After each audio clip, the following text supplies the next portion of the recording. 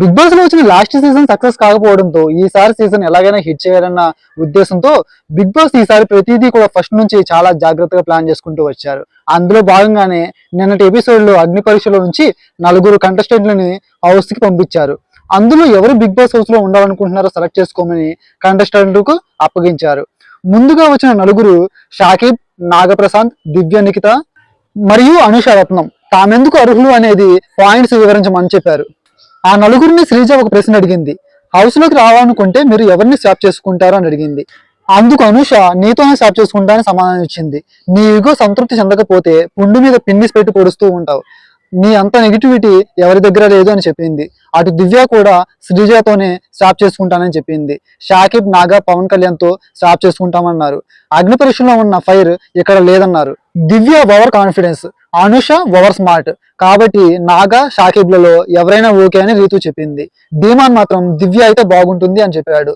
పక్కనే ఉన్న సంజన వీడికి ఇంకో అమ్మాయి కావాలట అంటూ ఏడిపించింది.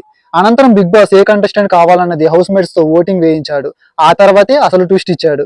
ఈ ఆటలో మీ పావు మీరు కదిపారు, ఇప్పుడు నేను అసలైన ఆట ఆడుతా అన్నట్టుగా అందరికి దిమ్మ తిరిగిపోయే షాక్ ఇచ్చాడు.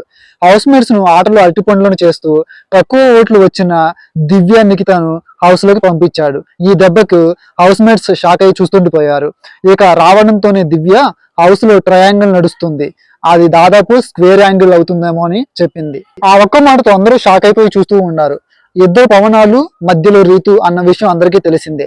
స్క్వేర్ అన్నదంటే కళ్యాణ్, తనుజాని లింక్ చేస్తుందని అర్థం. దివ్య కావాలనే ఈ లవ్ ట్రాక్ ను గురించి బయటపెట్టింది.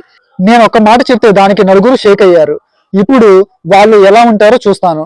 ఏది నిజమైన లవ్ ట్రాక్, ఏది డ్రామా తెలిసిపోతుంది అని కెమెరాతో మాట్లాడింది. ఇక సంజన విషయానికి వస్తే రాను రాను గది దొంగలా మారిపోతుంది.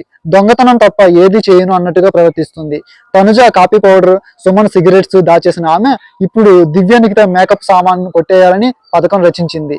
దొంగతనం ఒకసారి చేస్తూ క్యూట్ ఏమో గానీ ఇలా పదే చేస్తుంటే అది చూసేవారికి రోత పుట్టిస్తుంది. ఈ విషయంలో ఈసారైనా నాగార్జున గారు సంజనకు క్లాస్ పీకుతారో లేదో చూడాలి. And finally like, share, comment and subscribe my channel for more videos.